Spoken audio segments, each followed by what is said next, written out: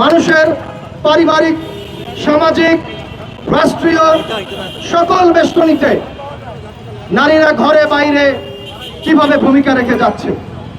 আমরা দেখেছি বিগত জুলাই আগস্টের অভ্যুত্থানে আমাদের বোনেরা কিভাবে মিছিলের স্লোগান ধরেছে, আমাদের বোনেরা কিভাবে রাজপথে সংগ্রাম করেছে, আমাদের বোনেরা কিভাবে পুলিশের গাড়ির সামনে শক্ত হাতে প্রতিহত করেছে। যারা বলতে চান এই জামায়াত ইসলামের আমিরের তথাকথিত এই টুইটার পোস্টটি এটি একটি হ্যাক হওয়া ঘটনা, এটি সম্পূর্ণ ভুল। এটি এই রাজনৈতিক দলের ধারাবাহিক অবিরতভাবে নারীদেরকে হেনস্থা, নারী বিদ্বেষী মনোভাবের বহিঃপ্রকাশ। আমরা কয়েকদিন আগেই দেখেছি, মাত্র কয়েকদিন আগে এই রাজনৈতিক দলের একজন নেতা আমার এই ঢাকা বিশ্ববিদ্যালয়ের বোনদেরকে একই ভাষায় একই শব্দ ব্যবহার করে কটূক্তি করেছেন, অশ্রাব্য অশালীন ভাষা ব্যবহার করেছেন। দৃষ্টিতে দেখবেন না, আগামী নির্বাচনে 12 তারিখ আপনারা তাদেরকে ভোটের মাধ্যমে শাস্তি দিবেন। কার দৃষ্টিতে আপনারা দেখবেন না। এখন আসি তাদের কর্মীদের বিভিন্ন কাহিনীর কথা।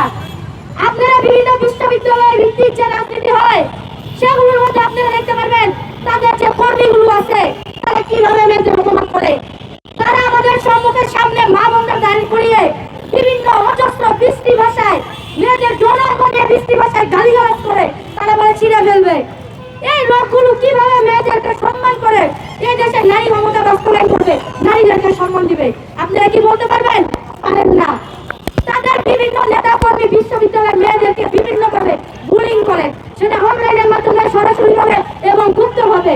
এভাবে তারা আমাদের দেশের নারীদেরকে দমিয়ে রাখার চেষ্টা করছে। একজন নারী হয়ে থাকে একজনের মা, একজনের স্ত্রী, একজনের বোন, আরো বিভিন্ন সম্পর্কে। এই নারীদেরকে যথেষ্ট সম্মান করা প্রতিটা পুরুষের দায়িত্ব। সে একজন পুরুষ হয় না, সে মানুষের কাতারেই পড়ে না আমি বলে মনে করি।